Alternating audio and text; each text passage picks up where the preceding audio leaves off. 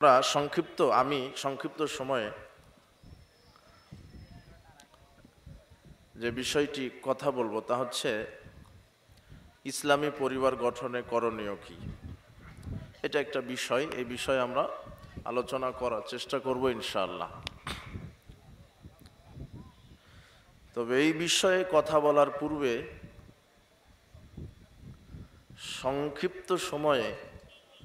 সংক্ষিপ্ত সময় নিয়ে যেটা কথা বলবো সেটা হচ্ছে পৃথিবীতে কিছু ভ্রান্ত আলেম আছে, আলেম মানুষ, তারা হবে ভ্রান্ত, ভণ্ড, প্রতারক, চিটার। এদের ব্যাপারে আল্লাহ কোরআনে এবং নবী করিম সাল্লাল্লাহু সাল্লাম হাদিসে কি বলেছেন, এই বিষয়টি নিয়ে আমরা আপনাকে কয়েক মিনিট কথা বলতে চাই।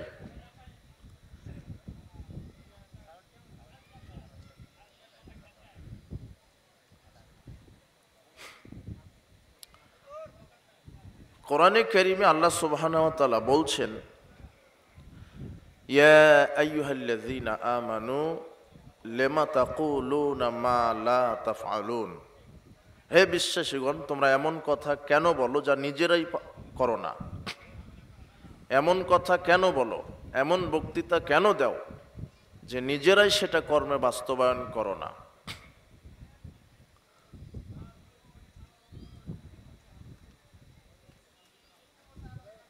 যারা বক্তব্য দেয় এক, কাজ করে আর এক, এদের শাস্তিটা হচ্ছে, আনাস রাদিয়াল্লাহু আনহু বলছেন, নবী করিম সাল্লাল্লাহু আলাইহি ওয়াসাল্লাম বললেন, রাআইতু রাজুলান উসরিয়া তুকরাজু শিফাহুহুম বিমাকারিজা মিনান নার। আমি মেরাজের রাত্রে যখন আমাকে নিয়ে যাওয়া হলো, আমি অনেক কিছু দৃশ্য দেখলাম। তার মধ্যে একটি দৃশ্য আমাকে দেখানো হলো যে কিছু মানুষের আগুনের কেচি দিয়ে জিহ্বা কেটে দেওয়া হচ্ছে। আমি জিজ্ঞাসা করলাম, মান হাওলায়ে জিবরিল, হে জিবরিল, এই যে ব্যক্তি, এই ব্যক্তিটা কে যার আগুনের কেচি দ্বারা জিহ্বা কেটে দেওয়া হচ্ছে, এই ব্যক্তি কে? তখন জিবরাইল বলছেন, হাওলায়ে খুতবাউ মিন উম্মাতিক, এরা হচ্ছে আপনার উম্মতের যারা বক্তা, আলেম, যারা বক্তব্য দিয়ে বেড়াতো, যারা আলেম, যারা দাঈ, তাদের মধ্যেই এক শ্রেণীর আলেম বক্তা যাদের জিহ্বা আগুনের কেচি দ্বারা কেটে দেওয়া হচ্ছে। আল্লাযীনা ইয়া'মুরুনা আন-নাসা বিল বিররি ওয়া ইয়ানসাউনা আনফুসাহুম, যারা মুখে ভালো কথা বলতো কিন্তু নিজেই করতো না। হুজুর বলছে যে সুদ বন্ধ করে দিতে হবে, ও হলো সুদী ব্যাংকের ম্যানেজার। হুজুর বলছে যে মাদক বন্ধ করে দিতে হবে, ও হলো হারামখোর, টাটকা জর্দাখোর একটা। বুঝেছেন? হুজুর বক্তব্যে বলছে মাদক আমরা বন্ধ করে দিতে চাই, দুর্নীতি মুক্ত দেশ গঠন করতে চাই, কিন্তু ও হলো বড় দুর্নীতিবাজ, মাদ্রাসার প্রিন্সিপাল। ও ঘুষ ছাড়া মাদ্রাসা চালাতে রাজি না। মানে মুখে বলে এক, কর্ম করে আর এক। হুজুর নিজেই মদখোর, মানে জর্দা মদ। এটা আপনি তো জানেন না, ওটা বললে বুঝতে পারবেন, সময় থাকলে বলবো। তবে এটা অন্তত বুঝেন যে এক শ্রেণীর মাওলানা সাহেবেরই জিহ্বা কি দিয়ে কাটা হবে? আগুনের কেচি দ্বারা। এরপরের হাদিস, সাওবান রাদিয়াল্লাহু আনহু বলেন, নবী করিম সাল্লাল্লাহু আলাইহি ওয়াসাল্লাম বললেন, ইন্না মিম্মা তাখাওয়াফু মিনহু আলা উম্মতি আইম্মাতান মুদিল্লিন। আমি মুহাম্মদ সাল্লাল্লাহু আলাইহি ওয়াসাল্লাম আমার উম্মতের মধ্যে সবচেয়ে যেই জাতিকে নিয়ে ভয় করি সেটা হলো এক শ্রেণীর ভণ্ড আলেম জাতি। সবচেয়ে বেশি তিনি ভয় করেছেন আলেমদেরকে নিয়ে। কাদেরকে নিয়ে? আলেম। এটা মুসলিমের হাদিস। তোমার হুজুর এই হাদিসে ইবারত করে না, মানে তোমার হুজুর নিজেই ধরা খেয়ে যাবে, এই জন্য ইবারত করে না। খুব মনোযোগ দিয়ে শোনেন, এদিক ওদিক করার কোনো সিস্টেম নাই। রাসূল সাল্লাল্লাহু আলাইহি ওয়াসাল্লাম বলছেন, আমি সবচেয়ে আমার উম্মতের যেটা ভয় করি সেটা হলো আলেম হবে ভ্রান্ত, হুজুর হবে ভ্রান্ত। সাতাবুদু কাবাইলু মিন উম্মাতিল আওসান, আমার উম্মতের অনেক আলেম মূর্তি পূজা করবে। আমার উম্মতের অনেক মানুষ মূর্তি পূজা করবে। এটাই মুহাম্মদ সাল্লাল্লাহু আলাইহি ওয়াসাল্লামের আরবি বক্তব্য, আমি ইবারত করলাম। তখন মণ্ডপে কে যাচ্ছে? দাড়ি টুপি আলা হুজুরই তো যাচ্ছে না। বোঝেননি মনে হয় আমার কথা। তুমি কি বোঝাই যুবক, তুমি কি বুঝো মুহাম্মদ সাল্লাল্লাহু আলাইহি ওয়াসাল্লামের বাক্য? যখন আহলে হাদিসের মসজিদ মাদ্রাসা ভেঙে দেওয়া হয় তখন তোমার হুজুরের খবরই থাকে না। কিন্তু ওখানে যদি মন্দির ভাঙা হতো, তোমার হুজুর ওই মিডিয়া সাংবাদিক নিয়ে চলে যেত মন্দিরে, যেটা মানবতা বিরোধী কাজ হয়েছে শুধু হিন্দুদের 2টা ভোটের লোভে। তোমার সব হুজুরকে এই কথা বলতে পারে? মুহাম্মদ সাল্লাল্লাহু আলাইহি ওয়াসাল্লাম 1450 বছর পূর্বে এই কথা বলেছেন যে আমার উম্মতের মধ্যে যারা আলেম এক শ্রেণী তারা হবে ভ্রান্ত।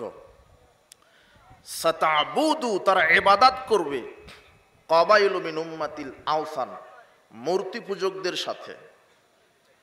তারা বলবে যে দুর্গা পূজা চিরজীবী হোক, স্বাগত জানাই। তোমার হুজুর এই বক্তব্য বলছে, আমি মিথ্যা বলিনি। এরপরে দেখো, এই এদিকে করো, এইদিকে তাকাও। ওয়াসাতালহাকু কাবাইলু মিন উম্মাতিল মুশরিকিন, আমার উম্মতের অনেক মানুষ হিন্দুদের সাথে মিশে যাবে, বিজাতিদের সাথে মিশে যাবে। আমার উম্মতের অনেক মানুষ ইহুদি খ্রিস্টান হিন্দুদের সাথে মিশে যাবে। তাদের কৃষ্টি কালচার হবে ইহুদি, তাদের সংস্কৃতি আদর্শ হবে ইহুদি খ্রিস্টান হিন্দুদের মতো। অফিস আদালত, কোর্ট কাচারি, শিক্ষাঙ্গন, সমাজনীতি, রাজনীতি, অর্থনীতি, শিক্ষানীতি, পারিবারিক নীতি, সব ক্ষেত্রে আমার উম্মত হবে ইহুদি খ্রিস্টান হিন্দুদের মতো। আব্দুল্লাহ ইবনে আমর রাদিয়াল্লাহু আনহু বলেন, নবী করিম সাল্লাল্লাহু আলাইহি ওয়াসাল্লাম বলেছেন, ইয়াতি আন্নাল উম্মতি মাতালা বানি ইসরাইল, আমার উম্মতের ওই অবস্থা হবে যে অবস্থা ইহুদি খ্রিস্টানের হয়েছিল। হাজওয়ান নাআল বিন নাআল, যেমন 2 পায়ের জুতা সমান আমার মুসলিম উম্মতের অবস্থা হবে তেমন। ইহুদি খ্রিস্টান যেমন, মুসলিমদের অবস্থা হবে তেমন, সমান সমান। ইহুদি খ্রিস্টান হিন্দুদের যে কৃষ্টি কালচার, মুসলমানের হবে একই কৃষ্টি কালচার। তিনি বলছেন, ইন্নাল উম্মাতা, নিশ্চয় আমার উম্মত, তাফতারিকু আলা উম্মতি, আমার উম্মত বিভক্ত হবে 73 কাতারে।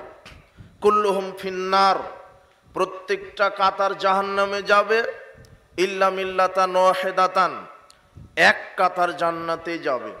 নবী করিম সাল্লাল্লাহু আলাইহি ওয়াসাল্লাম বলছেন যে ইহুদি খ্রিস্টান বিভক্ত হবে 72 কাতারে, আর মুসলমানেরা বিভক্ত হবে 73 কাতারে। মুসলমানের 73 কাতারের 72 কাতার জাহান্নামে যাবে আর এক কাতার জান্নাতে যাবে।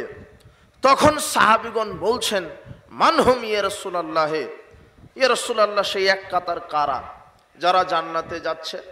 তখন তিনি বলছেন যে আমি এবং আমার সাহাবীগণ যার উপরে আছি তার উপরে যারা থাকবে তারা বিচারের মাঠে সরাসরি জান্নাতে চলে যাবে। তাহলে মুহাম্মদ সাল্লাল্লাহু আলাইহি সাল্লাম এবং সাহাবীগণ ছিলেন কোরআন আর হাদিসের উপরে। কিসের উপরে? আল্লাহর বিধানের উপরে। খুব মনোযোগ দেন। যদিও আমার বুদ্ধি বিবেকের কারণে সঠিকভাবে বোঝাতে অক্ষম হতে পারি, তবে একটু চেষ্টা করে বোঝার চেষ্টা করেন। কি যে আমার মুসলিম উম্মতেরা ইহুদি খ্রিস্টান হিন্দুদের সাথে মিশে যাবে, তাদের কৃষ্টি কালচার যেমন হবে এদের কৃষ্টি কালচার তেমন হবে, তারা মিশে যাবে বিজাতিদের সাথে। আজকে আপনি দেখেন যে অফিস আদালত কোর্ট কাচারি শিক্ষাঙ্গন রাজনীতি অর্থনীতি সমাজনীতি সব জায়গাতে ইহুদি খ্রিস্টান হিন্দুদের নীতি। ওরা শুধু আইন প্রণয়ন করেছে আর মাঠকর্মী হলো মুসলমানেরাই। অফিসে হিন্দুদের নীতি, আদালতে খ্রিস্টানদের নীতি, তোমার সংবিধান ইহুদি খ্রিস্টানের নীতি, তোমার বাংলাদেশের যত ব্যাংক পরিচালিত হয় সব ইহুদিদের সুদী অর্থনীতি, তোমার বাংলাদেশের যত শিক্ষা ব্যবস্থা চালু আছে সব ওই বিজাতি নাস্তিক্যবাদীর শিক্ষা ব্যবস্থা নীতি। সব ক্ষেত্রে তোমার অর্থনীতি সুদী, তোমার রাজনীতি মানব রচিত বিধান। নাকি বাংলাদেশের রাজনীতি ইসলামী রাজনীতি? মানব রচিত।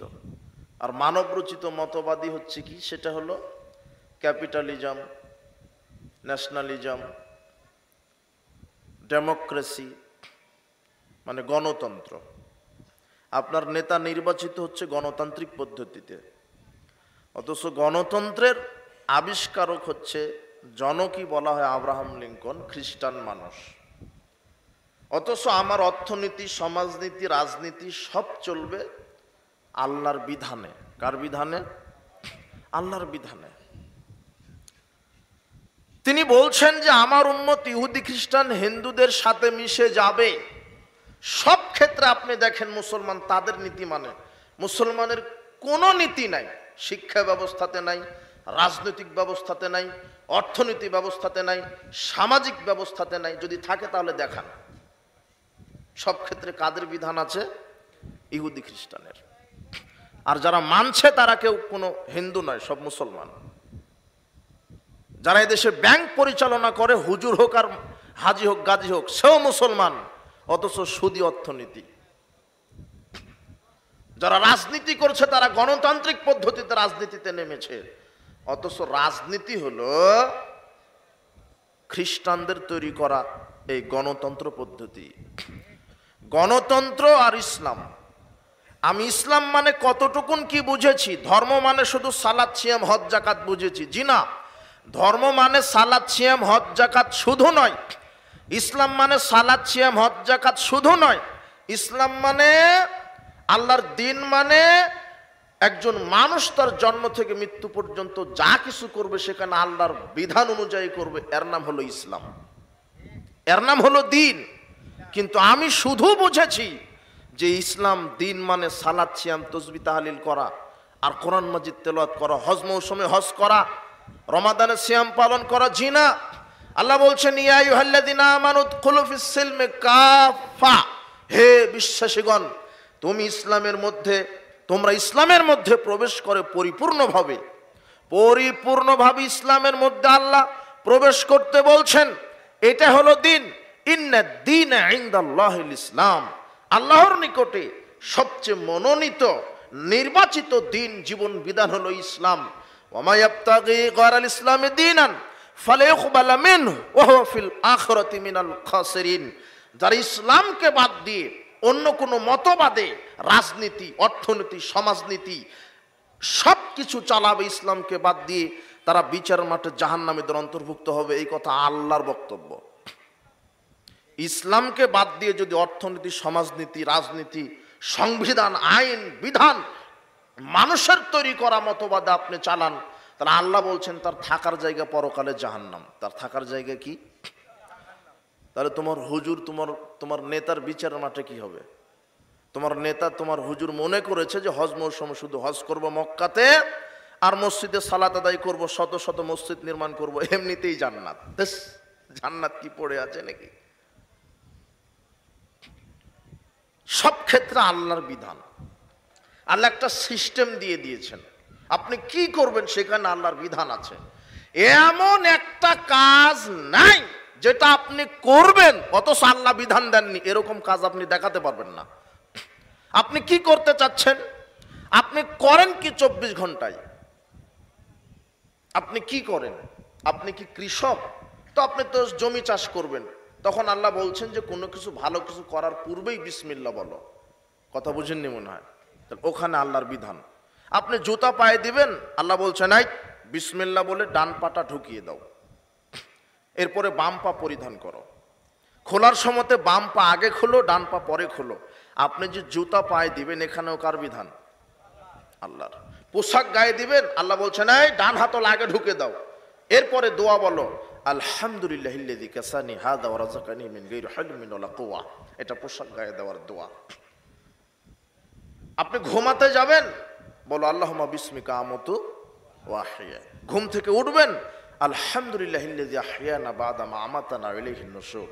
আপনি পেশাব পায়খানায় যাবেন, বিসমিল্লাহ আল্লাহুম্মা ইন্না আউযু বিকা মিনাল খুবসি ওয়াল খাবাইস। আপনি বের হবেন, বের হওয়ার পরে বলেন গুফরানাকা। আপনি স্ত্রীর কাছে যাবেন, তাও আল্লাহ বলছেন এই বলো বিসমিল্লাহ আল্লাহুম্মা জান্নিবনাশ শাইতানা জান্নিবিশ শাইতানা মা রাযাকতানা।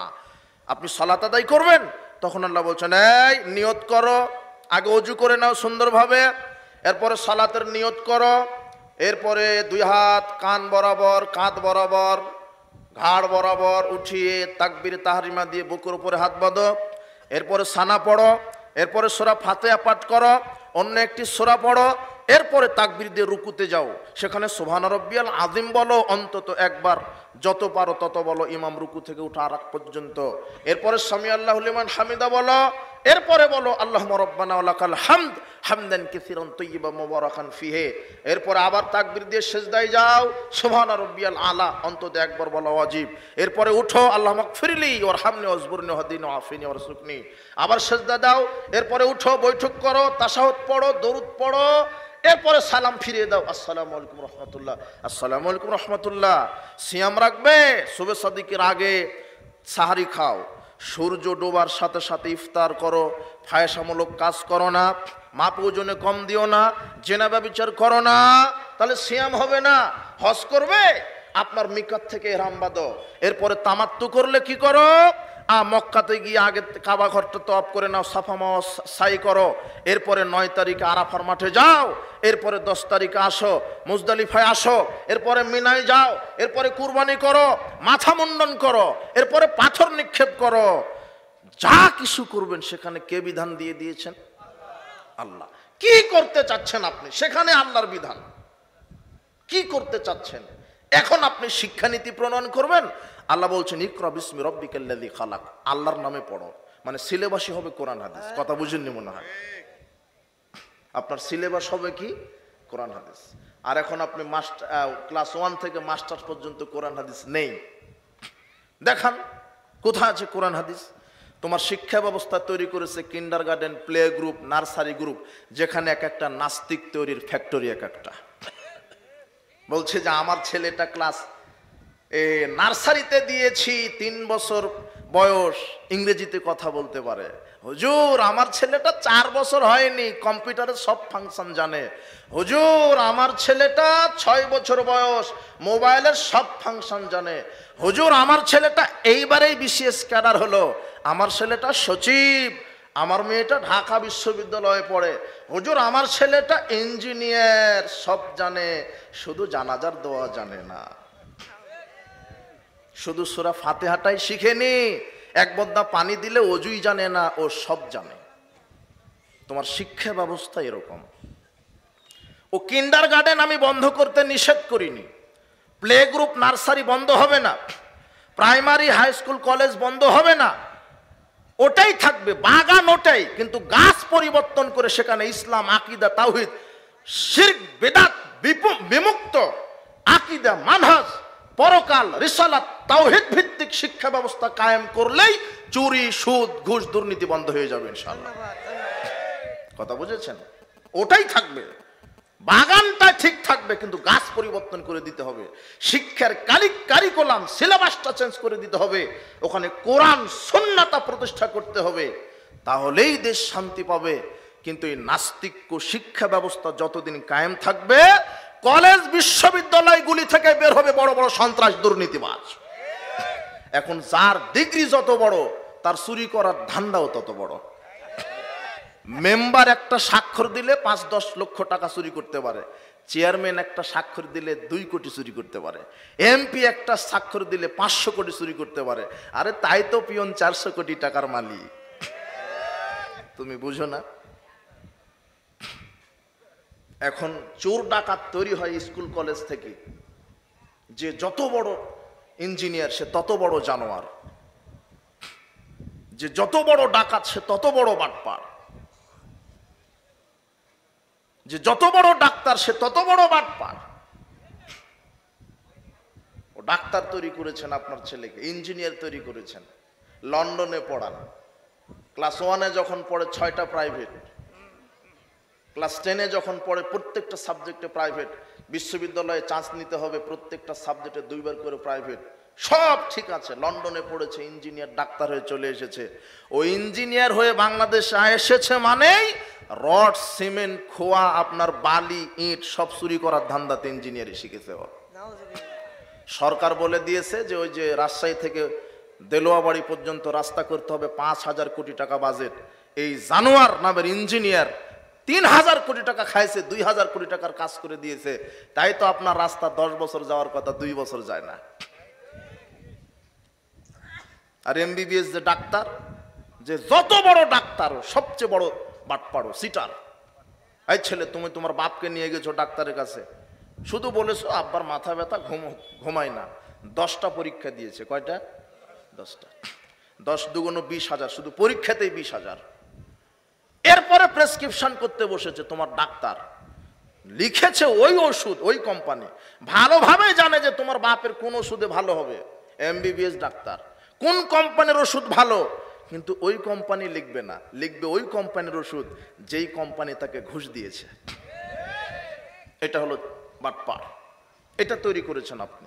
স্কুল কলেজ বিশ্ববিদ্যালয় ওই আপনার ডাক্তারি এগুলোতে এগুলি শেখানো হয়।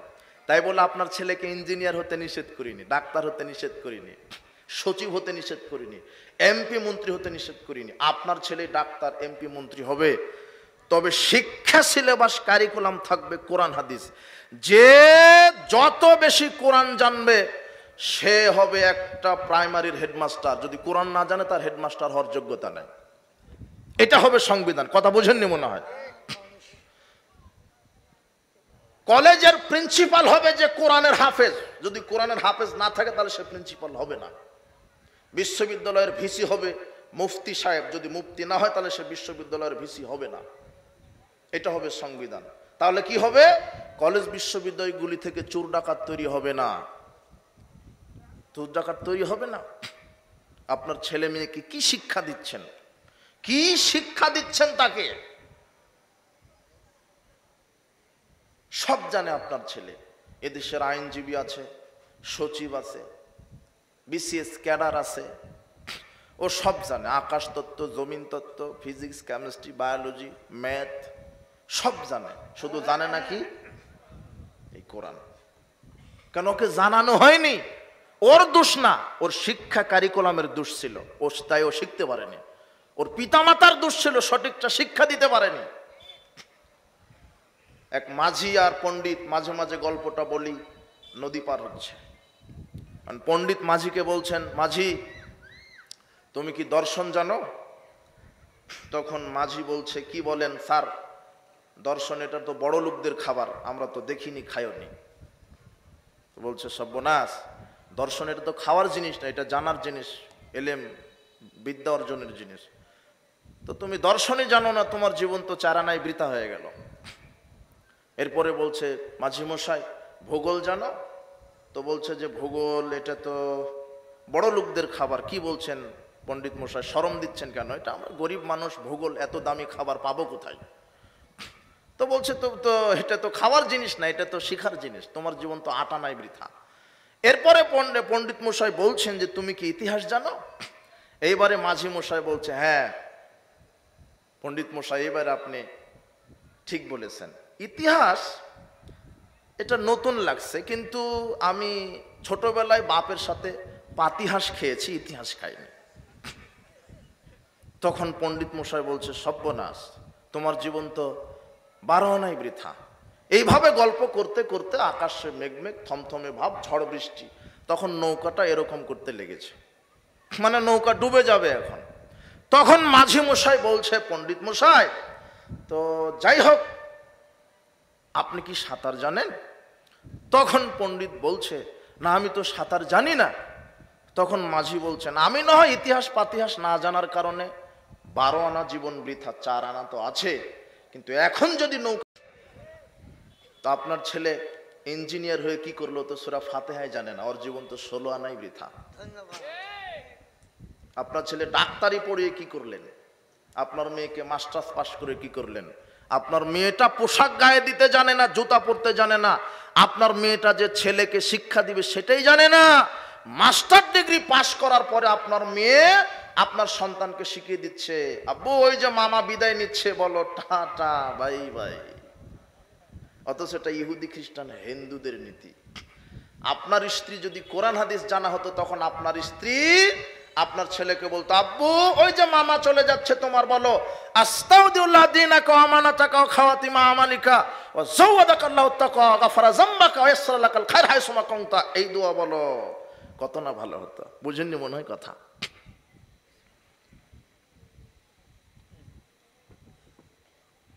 উপস্থিত বৈঠকের মুসলিম দিনী ভাই বোন, সার্বিক জীবনে কোরআন সুন্নাহ মেনে চলতে হবে।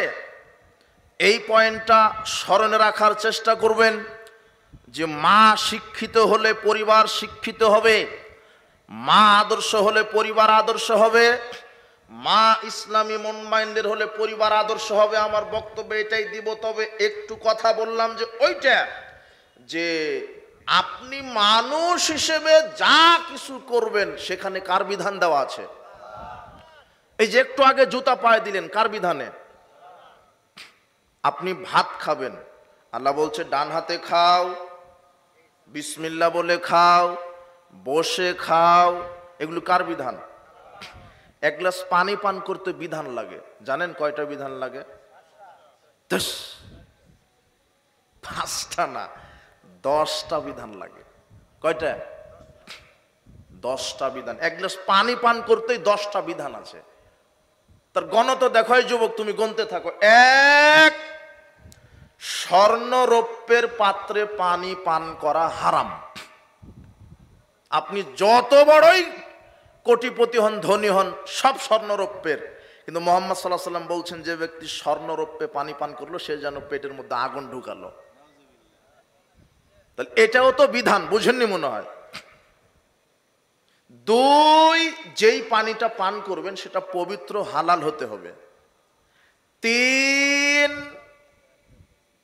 জগ, মস্ক, কলসের মুখে পানি পান করা নিষেধ। মুহাম্মদ সাল্লাল্লাহু আলাইহি ওয়াসাল্লাম বলছেন তোমরা মস্কের মুখে, কলসের মুখে পানি পান করো না। কলস, মস্ক থেকে ছোট পাত্রে গ্লাসে ঢেলে পানি পান করো। এটাও একটা কি বিধান। 4, ডান হাত দিয়ে গ্লাসটা ধরো। 5, বসে পড়ো। 6, বিসমিল্লাহ বলো। 7, গ্লাসের ভিতরে যদি পানি পান করতে করতে একটা মাছি পড়ে যায়, তাহলে চট করে ভদ্রলোকের মতো গ্লাসের পানি ফেলে দিও না। দেখবেন সমাজে যে যত ভদ্রলোক সে তত বড় মূর্খ। ওর ছেলেটা চিপস খাচ্ছে, একটা চিপস মাটিতে পড়ে গেছে, তখন বলছে ছি ছি ছি ছি ছি, আব্বু আব্বু, এ পড়ে যাওয়া জিনিস খাওয়া হয় না। অথচ মুহাম্মদ সাল্লাল্লাহু আলাইহি ওয়াসাল্লাম বলছেন ওটা আগে উঠিয়ে খাও, কেননা ওটাতেই বরকত, ওটাতেই বরকত আছে। কথা বুঝেননি মনে হয়? তাহলে ছেলেকে এইভাবে শিক্ষা দিবেন। গ্লাসে যদি মাছিটা পড়ে যায়, তা মুহাম্মদ সাল্লাল্লাহু আলাইহি ওয়াসাল্লাম বলছেন মাছির এক ডানাতে থাকে বিষ, আর এক ডানাতে থাকে ঔষধ, শেফা। তাহলে মাছিটাকে আবার ডুবিয়ে পানি পান করো। কয়টা বিধান হলো এ পর্যন্ত? 7টা। 8, 3 শ্বাসে পান করো। সব মুহাম্মদ সাল্লাল্লাহু আলাইহি ওয়াসাল্লামের কথা, বুঝেননি মনে হয়? সব বুখারী, মুসলিম, আবু দাউদের হাদিস। 9, গ্লাসের পানি গরম হোক আর ঠান্ডা হোক ফু দিও না। আমি মুহাম্মদ সাল্লাল্লাহু আলাইহি ওয়াসাল্লাম নিষেধ করলাম, কি দেওয়া যাবে না? ফু দেওয়া যাবে না। 10, খাওয়া শেষ করে আলহামদুলিল্লাহ বলো। কয়টা বিধান হলো? মানে আপনি যা কিছু করবেন সেখানে কে বিধান দিয়ে দিয়েছে? জুতা পায়ে দিবেন, পোশাক গায়ে দিবেন, খাবেন, ভাত খাবেন, পানি পান করবেন, পেশাব পায়খানা করবেন, স্ত্রীর কাছে যাবেন, ঘুমাবেন, সালাত আদায় করবেন, সিয়াম পালন করবেন, হজ করবেন, যাকাত করবেন, ব্যবসা করবেন, অর্থনীতি করবেন, রাজনীতি করবেন, সেখানে কার বিধান? তা আপনি খেলেন বিসমিল্লাহ বলে আল্লাহর বিধানে, কিন্তু অর্থনীতি চালান কার বিধানে? আপনি হজ করলেন, ও বাপরে, আপনার নেতা 14 বার হজ করে, 22 বার উমরা করে, সব আল্লাহর বিধান, কিন্তু ওই নেতাই যখন ক্যানভাস করে তখন গণতান্ত্রিক পদ্ধতিতে করে। ও হলো মুনাফিক, হলো চিটার, ও বাটপার।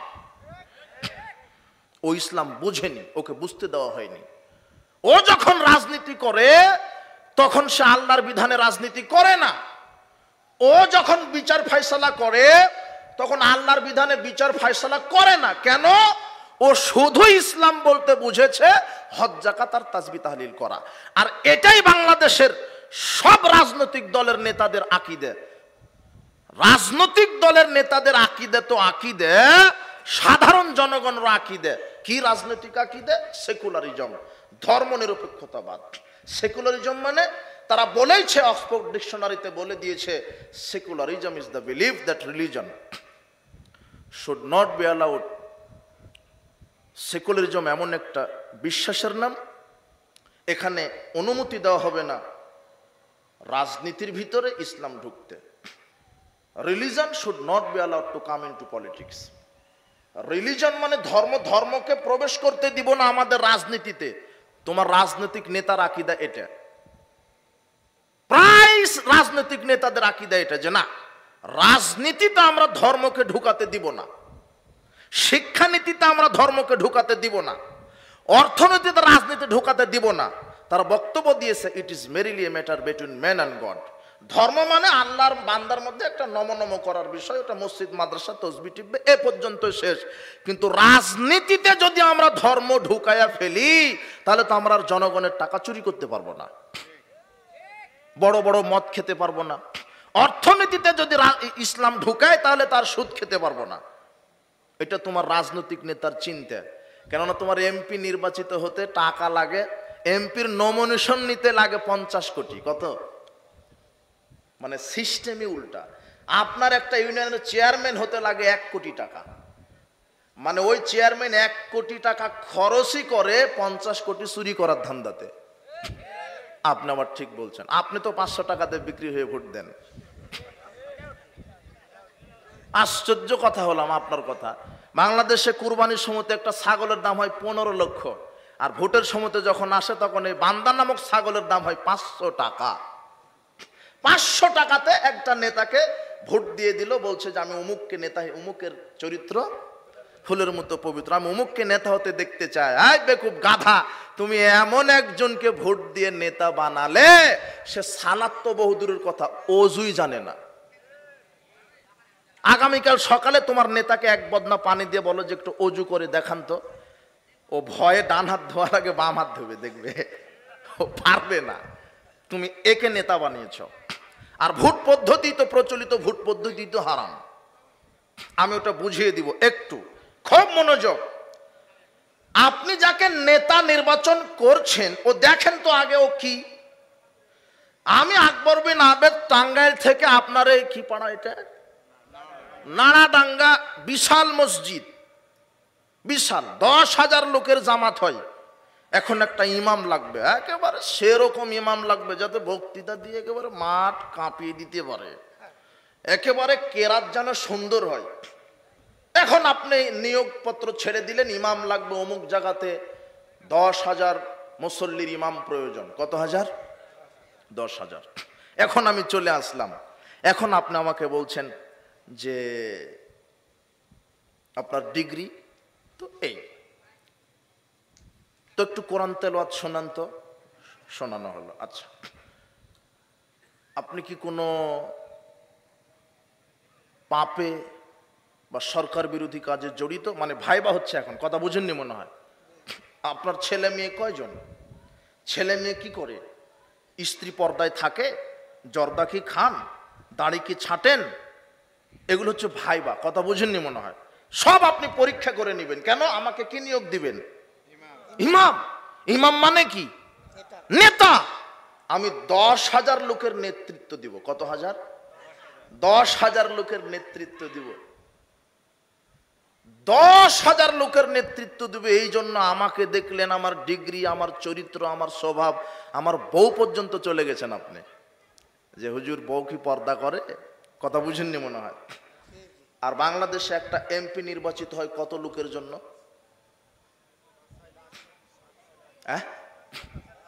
কত লাখ? আরে 4 লাখ 5 লাখ। মনে করেন 4 লাখ লোকের একটা এমপি নেতা নির্বাচন করছেন। আপনি মাত্র 10,000 লোকের নেতা নিয়োগ দিবেন। তার চরিত্র দেখেন, তার ডিগ্রি দেখেন, ও গাঁজা খায় কিনা, ইয়াবা খায় কিনা, লুচ্চা কিনা, বদমাস কিনা, বউ পর্দায় থাকে কিনা। কিন্তু আপনি এত বড় গাধার ছাগলের ছাগল, আপনি 4 লক্ষ লোকের জন্য একটা ইমাম নির্বাচন করছেন। এই ইমামের দাড়ি আছে কিনা, বউ পর্দায় থাকে কিনা, 5 ওয়াক্ত সালাত আদায় করে কিনা, কোরআন জানে কিনা, হাদিস জানে কিনা, লুচ্চামি করে কিনা, বদমাশি করে কিনা আপনি তদন্ত করেন না, তাহলে এই জাতি কিভাবে ইসলামী রাষ্ট্রে পরিণত হতে পারে? কিভাবে হবে? আপনি এমপি করেছেন লুচ্চাকে, তাই লুচ্চামি কায়েম থাকবে। আপনি এমপি করেছেন গাঁজাখুরকে, গাঁজাই কায়েম থাকবে।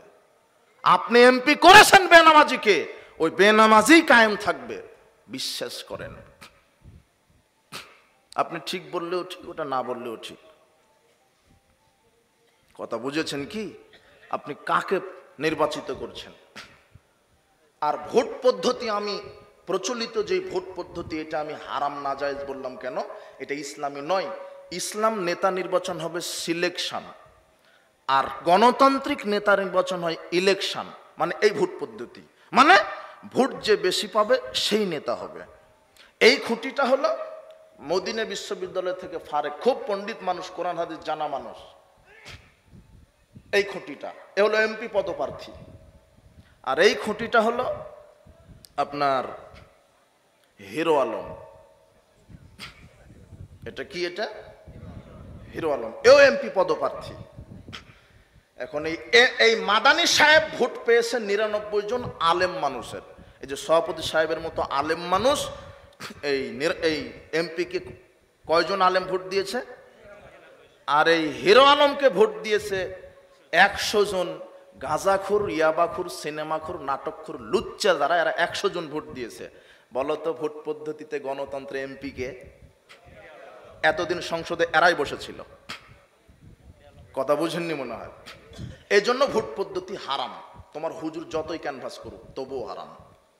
তোমার দাড়ি টুপি হুজুর যতই মন্ড হয়ে গিয়ে যাক ভোটের লোভে, তবুও হারাম। গণতন্ত্র শিরক, গণতন্ত্র হারাম, গণতন্ত্র শিরক। আর একটা ইহুদি খ্রিস্টানের বিধান, আল্লাহর বিধান ইসলাম। ইসলাম আর গণতন্ত্রের মধ্যে পার্থক্য কি? ইসলাম হলো আল্লাহ প্রদত্ত, গণতন্ত্র হলো মানব রচিত। ইসলামে আল্লাহর আইন চূড়ান্ত, গণতন্ত্র মানুষের আইন চূড়ান্ত। ইসলামে আল্লাহর আইন অপরিবর্তনশীল, গণতন্ত্র মানুষের আইন পরিবর্তনশীল। গণতন্ত্র অধিকাংশের রায় চূড়ান্ত, ইসলামে আল্লাহর ওহির বিধান চূড়ান্ত।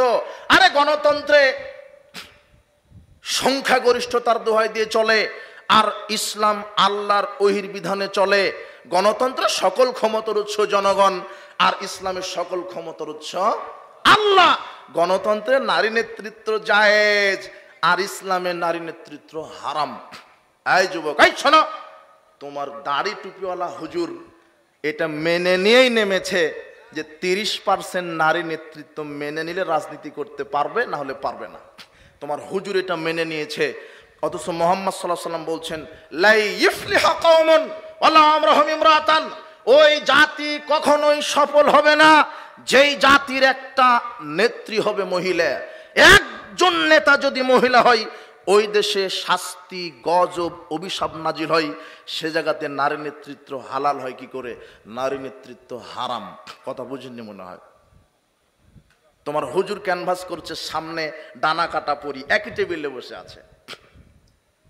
ডাক্তারখানাতে নারী, অফিস আদালতে নারী, বিমানওয়ালা নারী, সব মেনে নিয়ে তোমাকে রাজনীতি করতে হচ্ছে। অফিস আদালতে, কোর্ট কাচারিতে, শিক্ষাঙ্গনে দুর্নীতি, চিটারবাটপাড়ি, সুদ, ঘুষ, জেনা বা বিচার, জিনা। জাহেলিয়াতের সাথে সমঝোতা করে ইসলাম প্রতিষ্ঠা হবে না কিয়ামত পর্যন্ত। ইসলামের একটা নিজস্ব ক্ষমতা, ইসলাম এসেছে আল্লাহর পক্ষ থেকে। ইসলাম অন্য কোনো মানুষের মতবাদের মুখাপেক্ষী নয়, ইসলাম আল্লাহ প্রদত্ত। ইসলাম প্রতিষ্ঠা করতে গিয়ে আমাকে ইহুদি খ্রিস্টানের কোনো মতবাদ ধার নিতে হবে না। ইসলাম কারো মুখাপেক্ষী নয়, বরং সারা পৃথিবীর মানুষ ইসলামের মুখাপেক্ষী। ইসলামকে মেনে নিয়ে আমাকে অর্থনীতি, ইসলামকে মেনে নিয়ে রাজনীতি। যদি তোমার নেতা বলে যে না, আমরা শুধু সালাত, সিয়াম, হজ, যাকাত ইসলামের নীতিতে মানব, আর অর্থনীতি, সমাজনীতি, শিক্ষানীতি, রাজনীতি আমাদের নীতিতে মানব, তখন আল্লাহ বক্তব্য দিচ্ছেন সূরা নিসার 151 আয়াতে, ইয়াকুলুনা নুমিনু বিবাদি ওয়া নাকফুরু বিবাদ। যারা বলে আমরা ইসলামকে শুধু মসজিদ মাদ্রাসায় মানব, আর অর্থনীতি সমাজনীতিতে মানব না, রাজনীতিতে আমরা ইসলাম মানব না, উলাইকা হুমুল কাফিরুনা হাক্কা, এরা হলো অরিজিনাল কাফের। বুঝেননি মনে হয় আমার কথা। এই কোরআন মাজিদের আয়াত 1500 বছর ধরে আছে, কেউ অনুবাদ করে না। তোমার হুজুরি করবে না, করলেই ধরা খেয়ে যাবে, বিপদ। হুজুর মুখে বলে এক, কর্ম করে আর এক। ওটা প্রথমের হাদিসটা স্মরণ নাই? হুজুরের জিহ্বা কাটা হবে কাঁচি দিয়ে। তোমার হুজুর রাতারাতি ইসলাম ওইভাবে কায়েম হবে না। নূহ আলাইহিস সালাম 950 বছর দাওয়াত দিয়েছেন। কত বছর? তাহলে ইসলাম প্রতিষ্ঠার মাধ্যমই হচ্ছে দাওয়াত। যখন আকীদা আমল সংস্কার হয়ে যাবে, যখন মানুষ ডোর টু ডোর আলেম ওলামা এইভাবে দাওয়াত দিবে, দিন রাত 24 ঘন্টা খেয়ে না খেয়ে।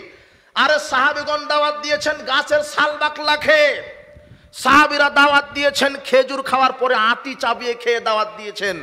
আর তোমার হুজুর মারিয়াম খেজুর খাওয়ার পরে চিন্তা করে যে আজোয়া খেজুর হলে ভালো হতো।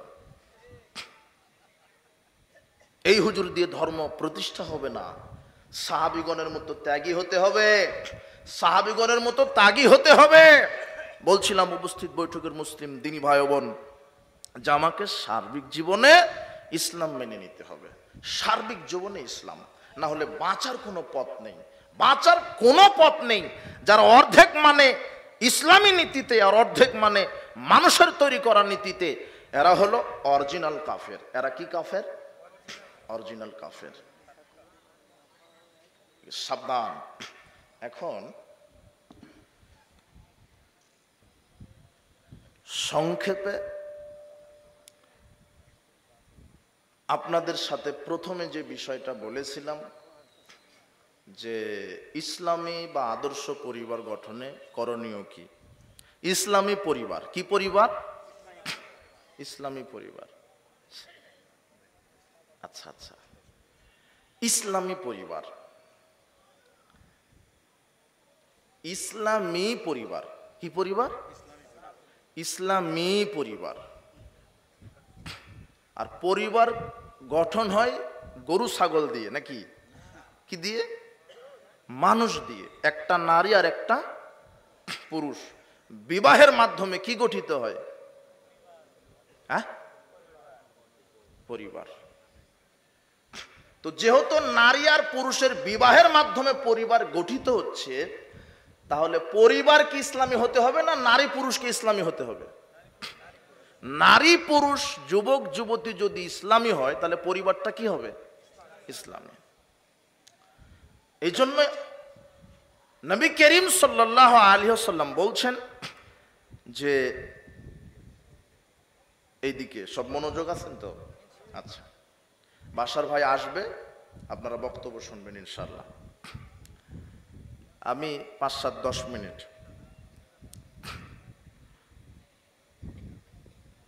কি বললাম? হ্যাঁ, ইসলামী পরিবার।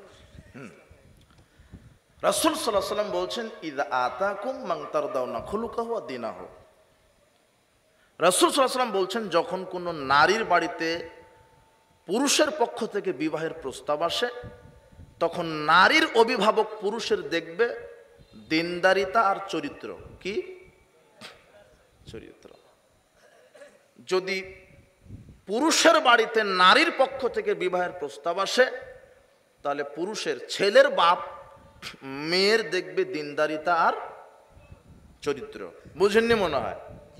এটা মুহাম্মদ সাল্লাল্লাহু আলাইহি ওয়াসাল্লামের কথা। কিন্তু এখন আপনার সমাজে কি দেখা হয়? মুহাম্মদ সাল্লাল্লাহু আলাইহি ওয়াসাল্লাম বলছেন যদি নারী পুরুষ উভয় উভয়কে প্রস্তাব দেয় তাহলে উভয় উভয় দেখবে দিনদারিতা আর আখলাক। দিনদারিতা আর কি? আখলাক। আর এখন আপনি কি দেখেন? এখন দেখেন যে ডিগ্রি কত বড়, বেতন পায় কত, গাঁজা যত খায় খাক, কোনো সমস্যা নেই। ডিগ্রি কত, বেতন কত। এই ছেলেটা হেফজখানায় চাকরি করে, বেতন পায় 15,000। আর এ হলো ব্যাংকে চাকরি করে, বেতন পায় 80,000। মেয়ে হলো হাজী সাহেবের। কার? মেয়ে হাজী সাহেবের, খুব পরেজগার, তাহাজ্জুদ পড়ে। এখন হাজী সাহেব বলছে যে না, বেতন তো কম, এটার সাথে দিতে হবে। কথা বুঝেননি মনে হয়। এই যে অজু জানে না, সালাত আদায় করে না, হারামখোর, এর সাথে মেয়ে দিতে হবে। বেতন কত এর? বেশি।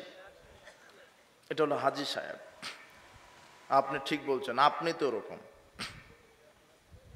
আপনার ছেলে পড়াশোনা করে কোথায়? মাদ্রাসা হেফজখানার যারা বাচ্চাদেরকে পড়াশোনা করান, হাত উঠান তো, কারা কারা মাদ্রাসায় পড়ে? সুবহানাল্লাহ, হাত তো গণে শেষ করা যাবে না। প্রাইমারি হাই স্কুলে কাদের বাচ্চা পড়ে? হাত উঠান।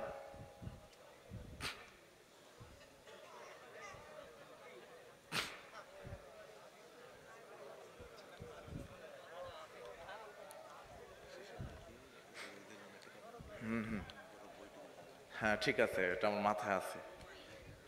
আচ্ছা, লজ্জায় হাত উঠালো না, তাই না? প্রাইমারিতে গানের টিচার নিয়োগ দিবে, বুঝেছেন? তো এখন দেখেন হুজুর কেমন আর অভিভাবক কেমন। অভিভাবক বলছে, মৌলানা সাহেব আমার মেয়েটা এবারে প্রাইমারিতে পড়ে, নৃত্যকলা একাডেমিতে চান্স পেয়েছে, একটু দোয়া করবেন। তখন হুজুর বলছে আলহামদুলিল্লাহ।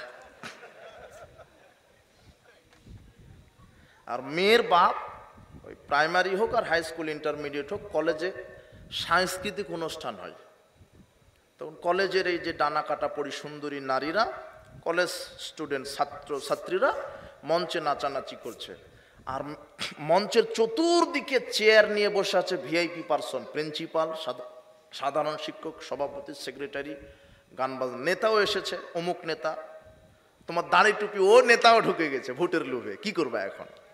ও ঢুকে গেছে, ও বসে আছে, এখন নাচছে খুব, মেয়েটা সুন্দর নাচছে। তো মেয়ের বাপ বলছে প্রিন্সিপাল সাহেবকে, স্যার ওই যে লম্বা ফারসা, ওই যে খুব মাজা দলাচ্ছে, ওই যে লম্বা ফারসাটা, ওটাই আমার মেয়ে, একটু দোয়া করবেন যাতে বেশ্যাগিরি ভালো করে করতে পারে। ওটা হলো আপনি, ওটা হলো আপনি। আপনার মেয়েটা চলে গেছে শিক্ষা সফরে মালাকুল মউতের সাথে, মানে বলছে আপু কোনো চিন্তা করেন না, আমার সাথে বয়ফ্রেন্ড আছে। আর মেয়েকে শিক্ষা জাফলং পাঠিয়ে পিতা তাহাজ্জুদে বলছে, আল্লাহ আমার মেয়েটাকে সহি সালামতে ফিরিয়ে দিও। তো এমন সহি সালামত বিয়ে দেওয়ার 1 সপ্তাহ পরে খবর এলো যে পেটে 4 মাসের বাচ্চা। এটা হলো সহি সালামত। এই যুবক শোনো, তোমার বোন শিক্ষা সফরে যাওয়া তো বহু দূরের কথা, হজ করতে যেতে পারে না মাহরাম ছাড়া। কোথায়? মাহরাম ছাড়া হজে যেতে পারে না। মাহরাম মানে তার ভাই, তার ছেলে, তার শ্বশুর, এরা হলো মাহরাম। তার ভাই, তার আপন ভাই, তার শ্বশুর, তার পেটের ছেলে, তার স্বামী ছাড়া কোথায় যেতে পারে না? সবচেয়ে ধনী মানুষ পৃথিবীর মধ্যে, সবচেয়ে কি মানুষ? ধনী মানুষ, 100 বার হজ করার ক্ষমতা রাখে, কিন্তু তাও যেতে পারছে না, ফরজ হয়নি। কি নাই? মাহরাম নাই। মাহরাম ছাড়া হজে যেতে পারে না। সে জায়গাতে আপনার স্ত্রী ঈদের মার্কেট করতে কোথায় গেল?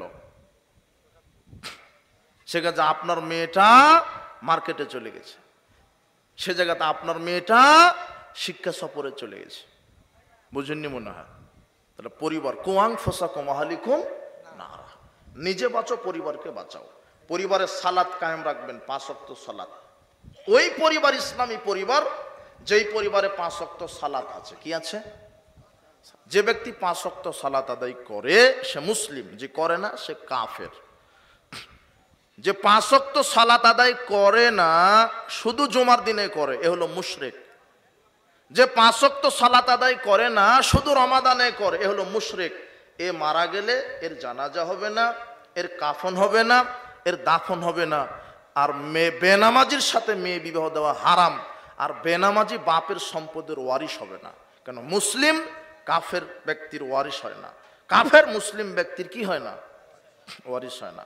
আমার এই বক্তব্য বুঝবেন সেই দিন যেদিন বাংলাদেশে 100 জনের মধ্যে 98 জন লোক সালাত আদায় করবে, সেদিন বুঝতে পারবেন। কিন্তু এখন বুঝতেই পারবেন না কি বললো হুজুর, কেননা এখন 100 জনের মধ্যে 2 জনই পড়ে আর 98 জনই পড়ে না। সাবধান, যেই পরিবারে 5 ওয়াক্ত সালাত নেই সেটা ইসলামী নয়। 2, পরিবারে পর্দার বিধান কায়েম রাখবেন, তাহলে ইসলামী পরিবার। 3, পরিবারে কোরআন তেলাওয়াত কায়েম রাখবেন ঘুমানোর পূর্বে, ফজরের সালাতের পরে। 4, পরিবারে হালাল রুজি কায়েম রাখবেন, কিন্তু পরিবারের সবাই হারামখোর। দাদা খায় জর্দা, বাপ খায় সিগারেট, বেটা খায় গাঁজা। কথা বুঝেননি মনে হয়? এগুলো হারামখোর পরিবার। বিড়ি, সিগারেট, জর্দাগুলি, ইয়াবা, ফেন্সিডিল, এগুলি মাদক, এগুলি হারাম। আশ্চর্য একটা বস্তু যেটা মানুষ ছাড়া পৃথিবীতে দ্বিতীয় কোনো প্রাণী খায় না, তার নাম সিগারেট, বিড়ি, জর্দা। না, কথা বোঝেননি মনে হয়? একমাত্র বস্তু যেটা মানুষ ছাড়া পৃথিবীর দ্বিতীয় কোনো প্রাণী খায় না, সেটা হলো বিড়ি, সিগারেট, জর্দা, গোল। এই যুবক, তুমি এখনই তোমার পকেট থেকে সিগারেটটা বাইর করে কুকুরকে দাও। কুকুর পেশাব করে দিতে রাজি আছে, তবু মুখে দিতে রাজি নয়। সেটা তুমি খাও, তোমার বাপ খায়, তোমার মাস্টার খায়, তোমার দাদা খায়। আর সমাজে যার ডিগ্রি যত বড়, তার সিগারেটের পাওয়ারও তত বড়। ভ্যান চালক সর্বোচ্চ আকিস কোম্পানির বিড়ি খায়, শেষ। ওর টাকা ইনকাম কম, সিগারেট বিড়ির পাওয়ারও কম। আর যে হেডমাস্টার, হেড মৌলানা, যে প্রিন্সিপাল, ওর বেতন বেশি, ও বলছে যে আমি কি আর আকিস খেলে হবে, আমার খেতে হবে ব্যঞ্জন সুইচ, যেটা কুকুর সিগালে খায় না। পানের সাথে জর্দা খান কেন? ওটা হারাম।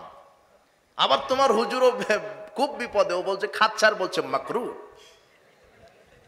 মানে মাকরু বলছে মানে ও নিজে খায়, তাই হারাম বলবে না কেন? ও নিজে কি করে? খায়। তাহলে আজকে তওবা করেন। এই যুবক, আজকে তওবা করো যে আমি আর মরা পর্যন্ত বিড়ি, সিগারেট, জর্দাগুল মুখে দিব না। আর তোমাকে আর একটা সতর্ক করছি, বন্ধু নির্বাচন করবে, মুমিন ছাড়া বন্ধু নির্বাচন করবে না। লা তুসাবিল্লা মুমিনান, এই মুমিন ছাড়া বন্ধু নির্বাচন করো না। মুহাম্মদ সাল্লাল্লাহু আলাইহি ওয়াসাল্লাম বলছেন, মুমিন ছাড়া বন্ধু নির্বাচন করো না। দুনিয়াতে যদি তুমি গাঁজাখুর, বিড়িখুর, সিগারেটখুর এদের সাথে বন্ধুত্ব করো, তাহলে এরা তো জাহান্নামে যাবে, তোমাকেও নিয়ে যাবে। আর যদি মুমিন ব্যক্তিদের সাথে চলাফেরা করো, আলেম ওলামা, পরহেজগার, সালাত, সিয়াম, হজ, যাকাত আদায় করে এমন বন্ধুদের সাথে চলাফেরা করো, যদিও তোমার কোনো পাপের কারণে জাহান্নাম ঘোষণা হয়েছে, ফেরেশতারা তোমাকে নিয়ে যাচ্ছে জাহান্নামের দিকে, তখন তোমার এই দুনিয়াতে যে মুমিন বন্ধুর সাথে একসাথে সালাত আদায় করতে, একসাথে তাফসির শুনেছো, একসাথে জালসায় গিয়েছো, একসাথে বক্তব্যের মাঠে কাজ করেছো, একসাথে রমাদানে সিয়াম রেখেছো, এই মুমিন বন্ধু আল্লাহর কাছে বলবে, আল্লাহ, ওই যে আমার বন্ধুটা, একসাথে আমরা ইসলামী প্রোগ্রাম করেছি, কোনো কারণে জাহান্নামে যাচ্ছে, তুমি ঘোষণা দিয়েছো, কিন্তু আমি তার মুমিন বন্ধু, আমার সুপারিশ কবুল করো। তখন আল্লাহ তোমার এই মুমিন বন্ধুর সুপারিশ করে তোমাকে জান্নাতে দিয়ে দিবেন। বন্ধু নির্বাচনে সতর্ক থাকবে।